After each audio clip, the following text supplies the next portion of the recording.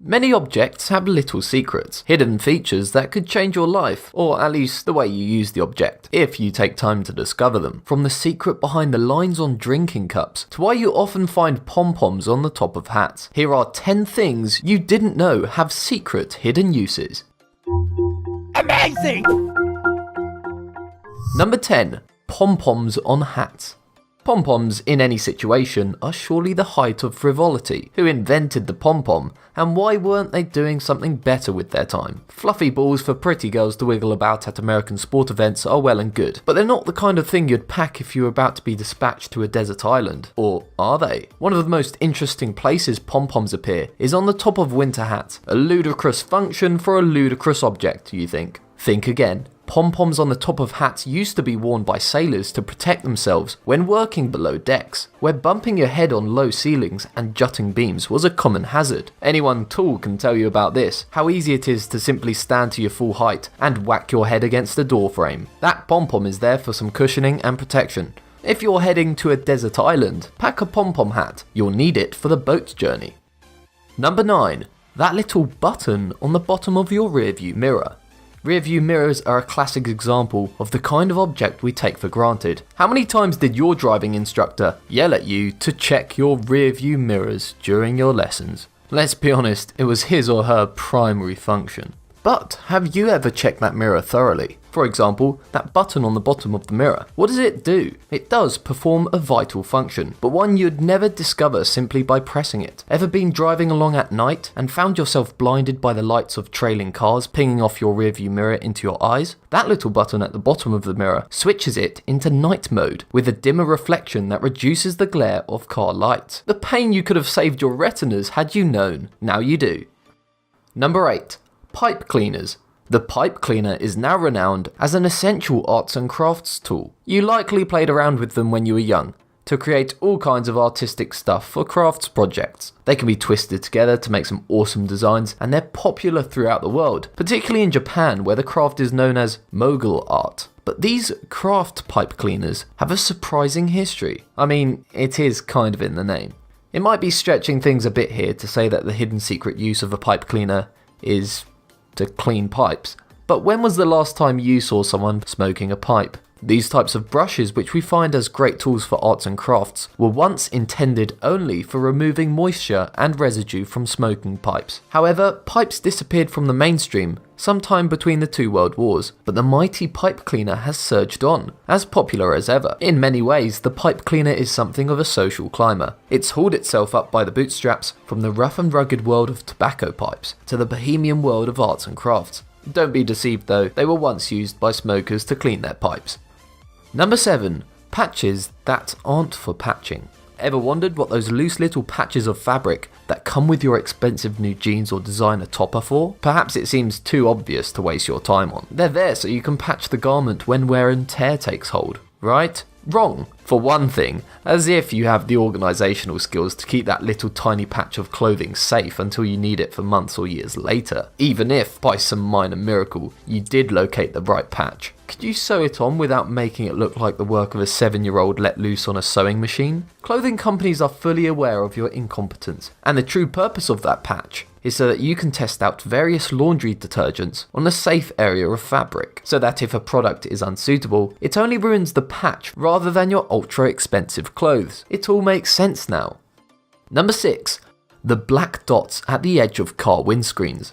There are things we see and don't see at the same time. Almost everyone will have noticed, at one time or another, a puzzling feature of car windscreens. The little black dots around the border of the windscreen. We see them every time we step into the car, but have you ever taken the trouble to work out what they do? The black dots are part of what's known as the frit, a black enamel band that connects the windscreen to the frame of the car. A pretty important job since you don't want to have the windscreen flying off at high speed. The frit also provides protection from the sun, both to the bond that holds the window screen in place and the driver of the car. Those little black dots, however, help to block and disperse the glare of sunlight at the edges of the windscreen.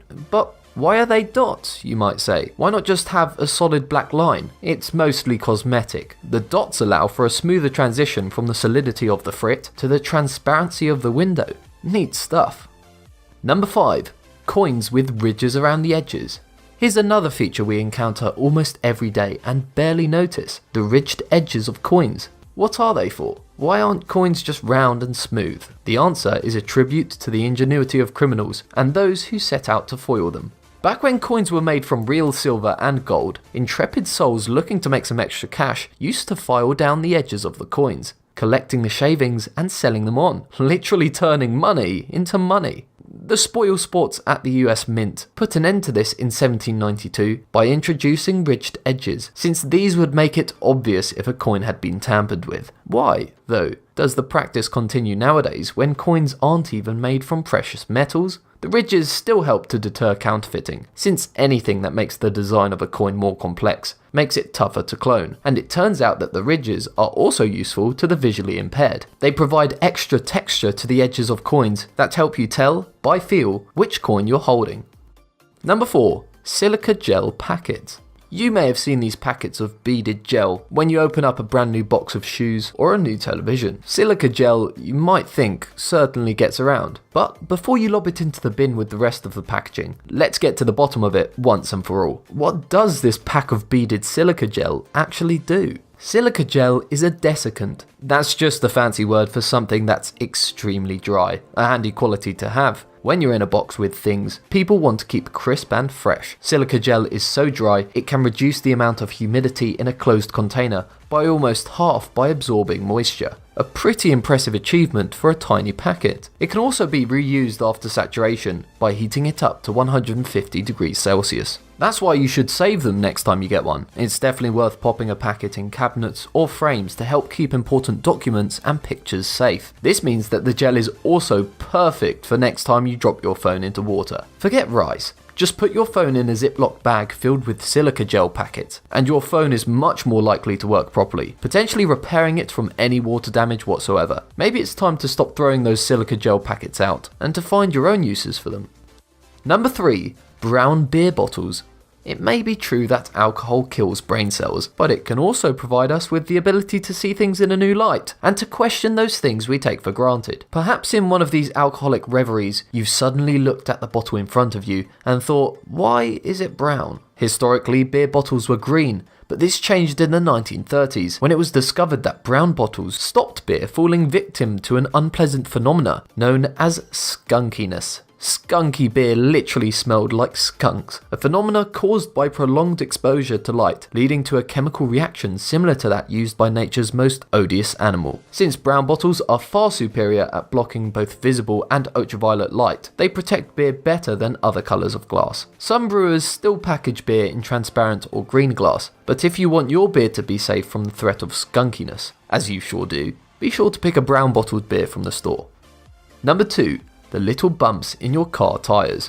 This is one for the truly eagle-eyed. If you look at your car tyre, you'll notice that the smooth rubber in between each thread has awkward little plastic bumps sticking up at intervals. The bumps look like the product of lazy manufacturing, like bits of excess rubber that weren't smoothed off, but actually perform a crucial function. The bumps mark the minimum legal safe height for your tyre thread.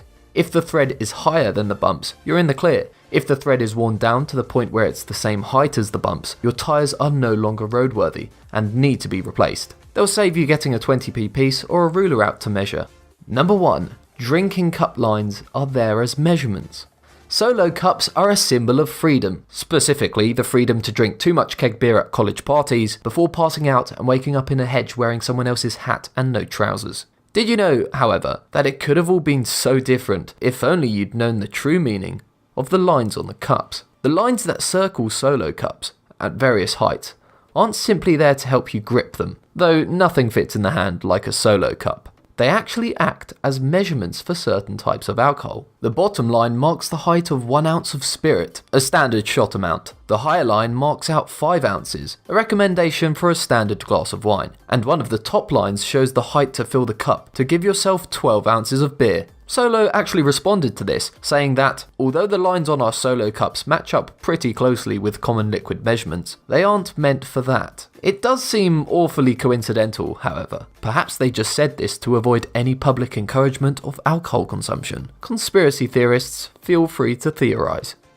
Can you think of any more examples of helpful features that hide in plain sight, If so, let me know in the comment section down below, and make sure to subscribe to the channel so you don't miss out on any future videos.